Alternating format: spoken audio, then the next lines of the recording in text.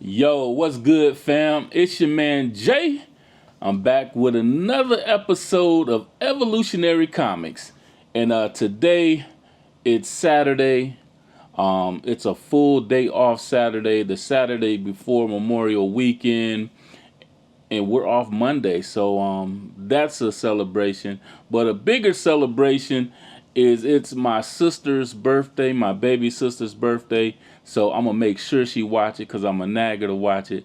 And I love you, and I hope you have an amazing birthday. I am sorry that I can't be there with you, but we're gonna rectify that, and we're gonna make it where we spend all of our birthdays together soon. So I hope you have an amazing day. I hope everything is going well, and yeah. So watch this episode, and tell me what you think when you see it later. When we talk later. That's what I meant to say. When we talk later. All right. So anyway, and today we're gonna go over some of the books that I picked up this week. Since I haven't been doing my what's in my bag segment, and I kind of fell back on doing my fallback Friday. My weeks be getting so crazy sometimes that when I want to schedule to do these videos and then try to hurry up and edit it so I can get it out to people, a lot of things be in the way of that. So I'm gonna try to do better with organization as far as that goes. That's something that has been a constant struggle. I don't know how other YouTubers, kind of deal with that, and how they navigate it. If their lives are a little bit more stable than mine, but I'm getting to that stability. I'm trying to get to that peaceful point where I'm only doing the things that I love. I'm too old to be doing all that other stuff, so I'm only trying to do the things that I love because I got to conserve my energy for the love. You know what I'm saying?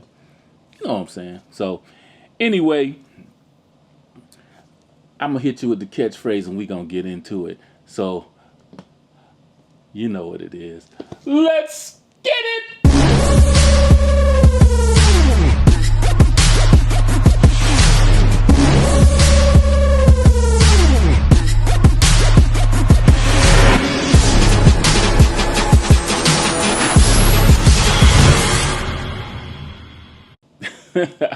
All right, so this past week was interesting, man. So my last video, before I get into the comics, my last video, it was about Riri Williams, and it was, my little rant on what's going on with Riri. There's a lot of talk about it.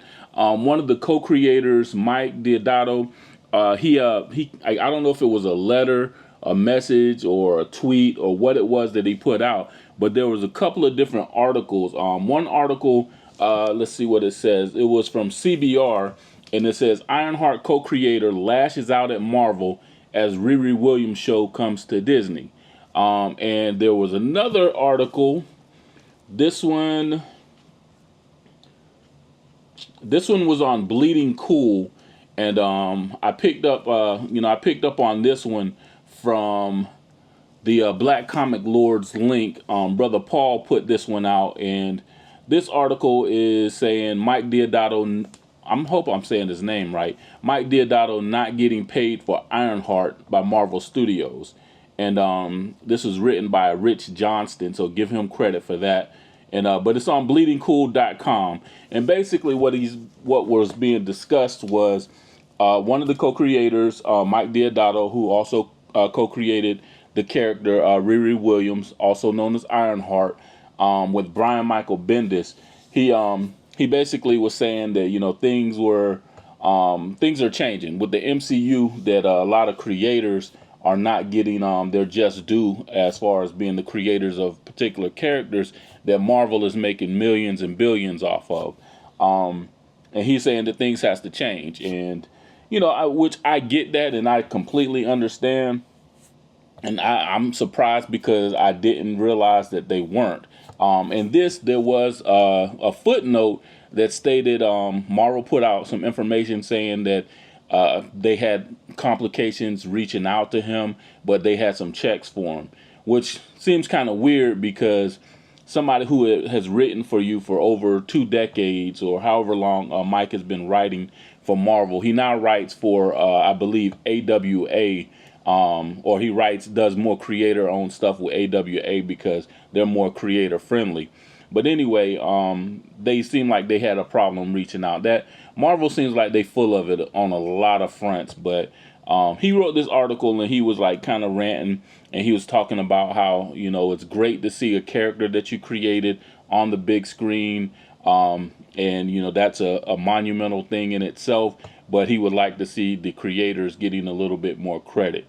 And it's funny because I looked at made a comment on the Black Comic Lords the posting from Black Comic Lords on Facebook, and I made a comment to Mr. John Jennings about this particular issue, and I was asking pretty much, does Image Comics have a better creator agreement, because I know that they retain a lot of their rights to the characters that they create or the content that they create. So I'm waiting for him to answer that, because I really don't know how all of that stuff goes, but I'll let you guys know. A recap from what I was saying with the Riri Williams video. I got a lot of backlash from that. I ain't gonna say a lot, but it was quite a few people that you know, left comments. One guy in particular, he always seems to leave negative stuff. You know, and he went through like a couple of different videos, and it didn't seem as though he was watching the videos. He was just going by the title and then just saying what he felt on it.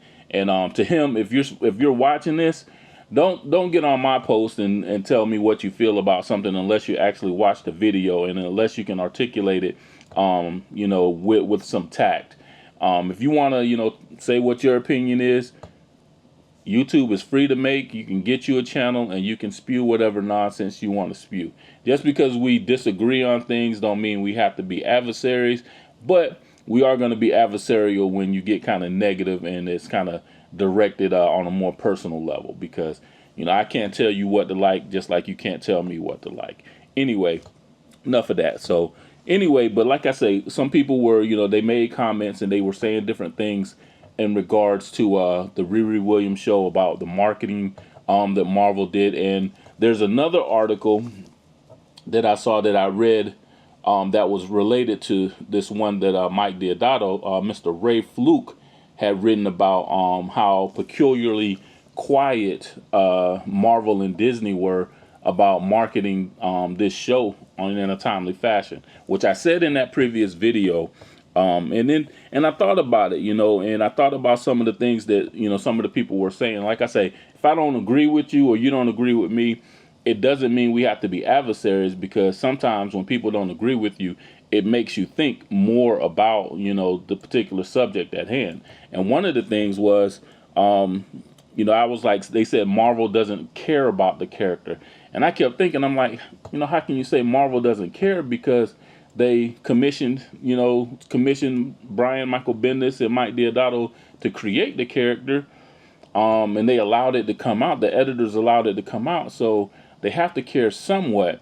And then with the show, you know, whether, you know, whatever people feel about it, they made the show 3 years ago. They started filming and they, you know, put the show together and everything, and now it's time for it to come out. So it makes me think, like, damn, how is it that they just don't care?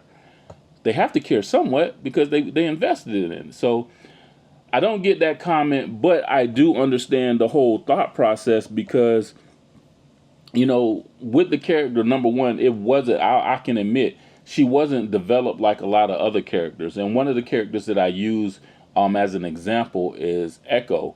And I believe Echo, for Maya Lopez, she first appeared in Daredevil #9. Yeah, that was what it was. It was in Daredevil #9. But and you saw her on the Hawkeye show. But the key to that is she was on that show, but in the comics she popped up in various different places, and they were giving her. She wasn't like in the limelight or anything like that, but people seemed to take more to her. So when she appeared, nobody went crazy and like, why is that character there? Or nobody opposed to the creation of that character, because Maya is a deaf hero, you know, and she uses she uses she has photographic reflexes. So, but she's a deaf vigilante, and you know, she's in Daredevil. and Daredevil is a blind vigilante. So I don't get it why Riri gets so much flack because she's like Iron Man, and people are saying, "Oh, we don't need some little girl, some little black girl taking over as Iron Man," but nobody had any vitriol to over Echo. So it kind of makes me think. I'm not really understanding that, and sometimes is it a matter of race? Was Marvel like just appeasing the whole diversity thing? So, like I say, some of the stuff that people have been saying, it does make me think. It does make me kind of rationalize, the situation. For the most part, like I said in my previous video, I absolutely love Riri Williams. I love the character. I love her story. I love how she was developed. Somebody was pissed off because on the in the previews for the show, they showed that one scene that she had cornrows, and they're like, every black girl in college don't got cornrows, and it kind of creates a certain stigma. But the individual, the brother that was saying that, I will say that because I'm cool with him. I like his channel and everything. But the brother that was saying that, you didn't look at the whole clip because they showed her in different scenes and she had different hairstyles. It wasn't all cornrows, and a lot of those hairstyles, my sisters wore those hairstyles, and both of my sisters went to college. One with the fam, one with Bethune-Cookman. So I can relate. My sisters look like that at certain times, but my girlfriends, in college, they look like that at certain times. So I don't know. I don't really get like, some of the hate that people are getting, and people are saying that, she's not a good character, and they're saying she's a trash character.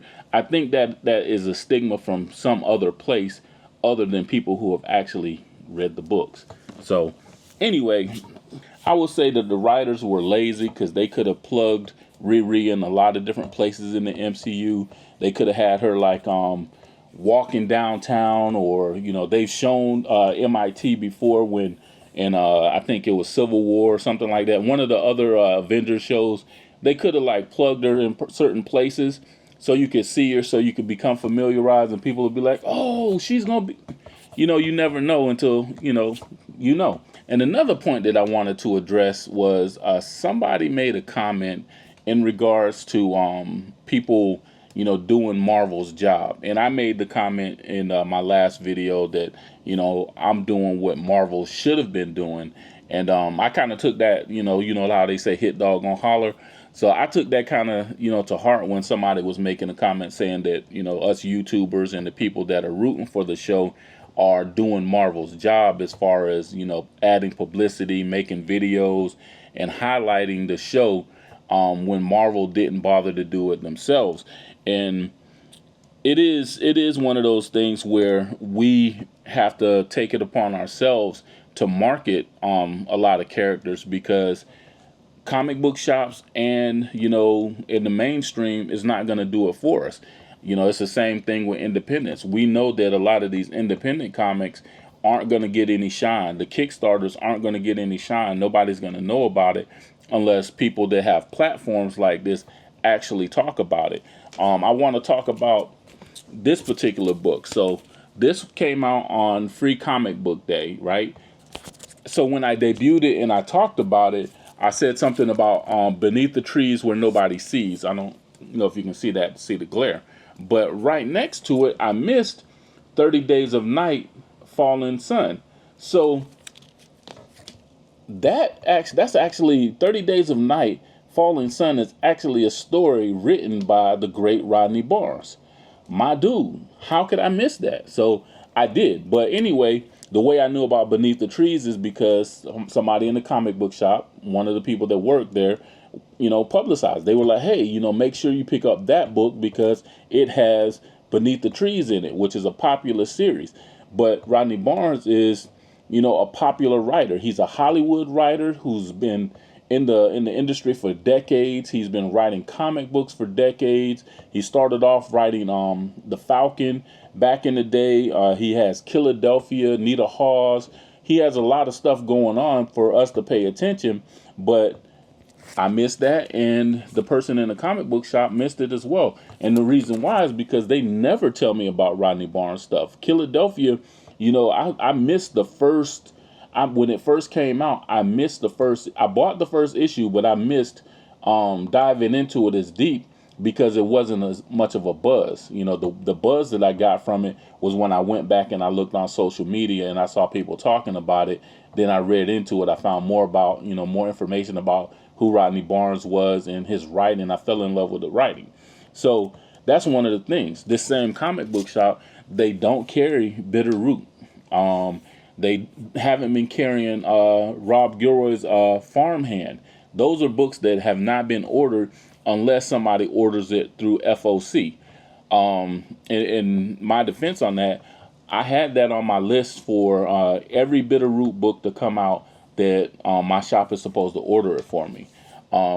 Through other things, somebody else did the ordering other than a normal person, but that person was a higher up, and they still didn't feel the need to order that book. So I had to go and travel to other shops to get those books. And I still haven't gotten Farmhand. I still haven't found that, but hopefully I will. But what I'm basically saying is the shops aren't supporting the blurred focus books. They're not focused on, the black creators as much as they are with whatever is being produced by the MCU. So that's what's pushing the game. So that's one of the things that we have to change. And we have to change that, starting with platforms like mine, and if you feel like you're missing out, and which you are, and you really need to get that information, my channel is small. I got 385 subscribers on my channel, but you can always go and check out the Black Comic Lords on YouTube. You can also check out Heroes After Dark. What other channels are focused on Geno Talks? Let's see who else. The Comic Hall Crew. They sometimes focus on like older books and stuff like that. Not so much modern stuff, but these are channels that you can go and you can find out what is coming out. And I'm gonna do a better job with that as well, in talking about what's new, what the modern books that are coming out, what you should be reading. I met a guy in the comic book shop, the other day, and he asked me. He was like, hey, I'm new to collecting comics. What should I pick up? And I went through the independents, stuff that wasn't in the shop, and I talked about some of the other things other than the big two. I saved the big two for last, and then I went into the customary stuff. So so I told him about Bitter Root. I told him about Bronze Faces. I kind of talked about Brian Hill a little bit. Just told him about Rodney Barnes, of course, but I told him about some of the black creators that are out there that, like I say, they're not getting a lot of publicity, and sometimes when they do, it's negative publicity. Speaking in the case of Brian Hill and that article that I talked about in my previous video, that somebody was down in the Ultimate Black Panther series, but it's one of those things where we have to kind of spread the word. So my brother, if you're watching, I forgot your name, I apologize, but if you're watching, check out those other channels, and let's get it. All right, so on to the books that I picked up this week. But I got this Moon Knight number 8. This is the Fist of Khonshu Moon Knight, and this is the Alex Ross variant. You guys should remember, I should say, the Alex Ross variants that was coming out a while back, where all the different covers were just like this one, like the portrait covers series. But I picked this one up. This is hella dope. I think there's an Ant-Man went out, some other characters, but this one was dope for me because the story is dope. This particular issue was hella dope, and it's a origin issue for. It's the origin. There's an origin story for a character named Carver. On the main cover, you'll see her. She's a black chick that has a bald head. She has this giant sword, and she's plunging it into Moon Knight's chest. No diddy. So it's her origin story. It kind of tells where the sword came from and a little bit about her.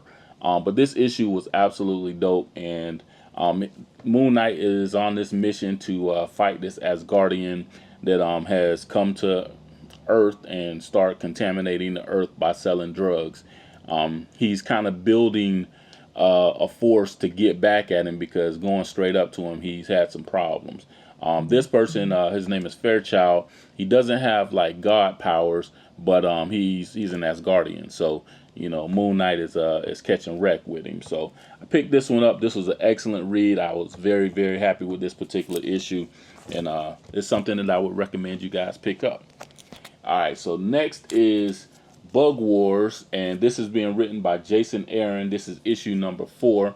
This has been one of my favorite series, and this little guy right here, he basically is a kid who his dad was an insect scientist, and his dad died, and he goes out and he finds this amulet that turns him into bug size. So he's lost in the little bug world in his own front yard. And the bugs out in the front yard aren't just your regular bugs that you would find out in a normal front yard, but all the bugs that were in his dad's laboratory, which were in the basement, they escaped and they got out in the yard. So all these different bugs from different places on the earth are all in his front yard, and there's wars going on, and there's an impending war. And some of the bugs want the amulet that's on his chest because it has a different power, and he's trying to navigate his way to get rid of the amulet, get back to normal size, and save his brother, who all the bugs are conspiring to murder. I picked up Doom Academy. This is Doom Academy number 4. And I picked this up. I didn't read number 3 yet, so I don't have much to tell you about this one. But this is Zoe Laveau. This is my favorite character from Strange Academy. And this whole story has been focused around her. She basically got trapped into another dimension going through a book. So that's right up my alley. So I'm going to catch up on reading this today, and then I'll be able to tell you guys more about it. I also picked up this Bitter Root variant. This is the second printing of issue number 1, and thank you Natalie at Emerald City. She copped this one for me and added it to my pull, so I'm super happy about this. This is Bitter Root, the next movement. It's being written by David F. Walker, Chuck Brown, and my favorite artist right now, Sanford Green. They're doing an absolutely dope job with this. This is the best series out, in my opinion, right now. The best series running, and the story is picking up. It's picking up in places where the initial story, it's like it's going beyond that, because I'm super intrigued. I'm super intrigued to see what happens. The original, I believe, was occurred in the 1920s. We're fast forwarding now to 1964, and these are, I think that's the way it was. I think it was the 20s and then 60 to 64. But these are the children of some of the characters from the original Bitter Root, and they're still navigating. They're still trying to get rid of these monsters, and now they're dealing with Jim Crow and going into the Civil Rights era. So this is an excellent read. It's an excellent book. You guys definitely need to check this out. All right, so this next book, I don't know. I picked this one up. I picked it up because I've been, kind of digging off into the Spawn universe, Todd McFarlane's Spawn universe, and it's like one of those things where it looked intriguing, and then I found out a little bit more, and I'm like, why is it that I really want that in my collection? But anyway, so this is The Curse of Shirley Johnson, and Shirley Johnson was the first victim. I think she was the first victim, or either the first victim or the last victim. I think that's it, of Billy Kincaid. Billy Kincaid was this serial killer that Spawn ended up killing, and he was a serial killer that was a pedophile, and that's why you see that she's a little girl, but it's basically her being reanimated and telling a story about her. And it's funny because I was telling somebody in the comic book shop that it's so crazy that as Spawn fans, people that enjoy the universe, that they are intrigued by Billy Kincaid, this pedophile serial killer, and they're anxious to see him in the next movie. So it's like we root for villains, and sometimes I don't think nobody's rooting for him. I think they really just want to see him there and see the damage that he does. And I don't know, it's a weird thing. It's hard for me to conceptualize the whole intrigue about him. But I picked this up, and the first issue was pretty good. We're gonna see what happens to Shirley and this guy right here, who becomes like her hero, so to speak. I ain't gonna tell you more because I will tell you, have to tell you where she is, and I don't want to tell you where she is. But I picked up this cover as well, and it was super misleading with the "I Love Billy" sign, and yeah, but it was a good read. I will admit that it's just a little twisted. But what in the Spawn universe isn't really twisted? So I don't know. A book that I had to go back and pick up, and shout out to my man Justin at No Good Comics. I picked this one up based off of basically his recommendation. He gave a brief synopsis, which I'm gonna tell you guys, but I'm gonna give him credit for convincing me to go pick this up.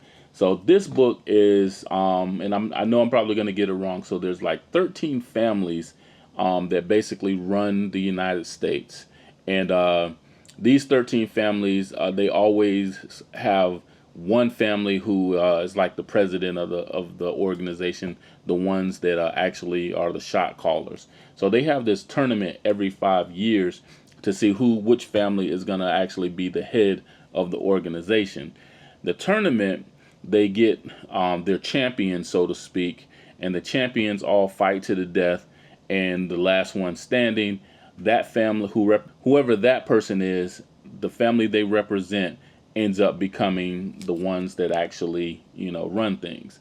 So this is going through the selection process, and each one of the people, each one of the champions that they're choosing, and they're picking people from serial killers to soldiers to just whacked out crazy people, all kind of stuff like that. And this issue right here, just reading it, it definitely caught my attention. It definitely made me say, this is something that I definitely have to read. It's written by, James Tynion, so it's one of those things that he has another hit on his hands. I haven't heard a lot of blurs talking about this book, but it's not particularly a blurred focus book, but it is an excellent read, and I do recommend it. So thanks, Justin, for recommending this. I'm happy to have picked it up and to add it to my reading list. Absolutely dope. You guys definitely need to check this out. So before I go real quick, I do want to talk about these two stories. The Beneath the Trees, What Nobody Sees, The Rites of Spring. I talked about it in the last video, but I don't really, that was before I actually read it. So I actually read that story, and basically it's one of the victims that Sam murdered. The Sam is the bear who's a serial killer in the story, the main character. So one of the victims that she murdered, the actual victim, that when I saw the picture of it, that's what made me say, okay, I want to read that book. It looks intriguing. That victim's sister is coming looking for him, and she is hell-bent on finding what happened to her brother. And so it's just the introductory to that. And Sam is getting, she's doing her thing as far as like, doing her killing.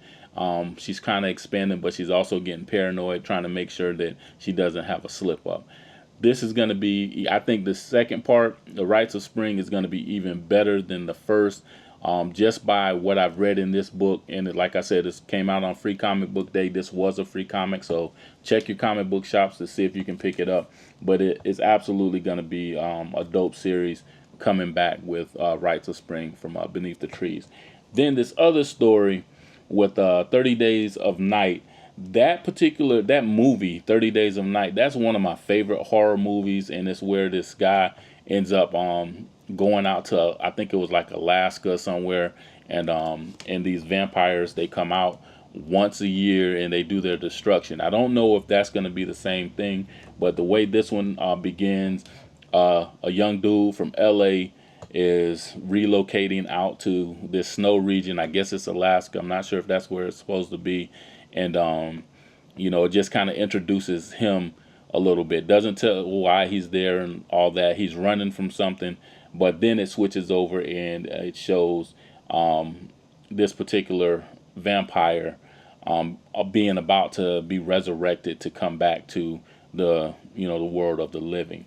I'm telling you, both of those are seem to be excellent stories that's going to be coming out. So definitely support my man Rodney Barnes and his stories, because like I said, he's one of the dopest writers. And it's funny because as I was reading it, with his voice in my head, like it was him talking. And that comes from his podcast, Run Fool, which I'm a huge fan of that. So if you guys don't know, you guys got to definitely check out Run Fool by Rodney Barnes. Wherever you get your podcast, wherever you listen to your music, even on Pandora, I've been able to find it so I can listen to it on my Android phone and my iPhone. So definitely check out Run Fool by Rodney Barnes, and then stay tuned for 30 Days of Night, which I'm going to check to see when that comes out, and I'll let y'all know in the next video. Jeremy Horvath with Beneath the Trees Where Nobody Sees, that Rites of Spring, that's coming out too. I don't know if I'll put it in the description or whatever, but stay tuned for that. So just wanted to give that a little bit more pub, because and this is it's written on IDW Dark. So just like DC Black and has more darker, sinister edge to it, I guess that's where they're going with IDW Dark. So y'all stay tuned for that. Continue to check that out, and yeah. So that's what I picked up. Stay tuned, because I am going to put out a video talking about this focus more on independent comics, because I've been promising that, and I don't want people to think that this is all I read, is I don't read the independent stuff. And I'm definitely more so diving into the Kickstarter stuff as well, because I invested in a couple of Kickstarters, and I want to tell people about those because I'm excited for a couple of those to come out. I definitely have to get with the antagonist, that particular get that particular series, because that's something that I've been very interested in before, and I just haven't I haven't pulled the trigger as far as acquiring it. But I think they still have a Kickstarter out, but I'm gonna work on that video and get that out to you. And by the time I do, I'll obtain that knowledge so I can be better educated, so I can tell you more about it. So that's pretty much this video for today. I hope you guys have an amazing Saturday. Go out, get you something dope. Find you something to read. Stay tuned for my next video, because I got some interesting stuff to talk about. As always, like this video, like this channel, like myself. Please continue to evolve. It's your man Jay. This is Evolutionary Comics, baby. Peace.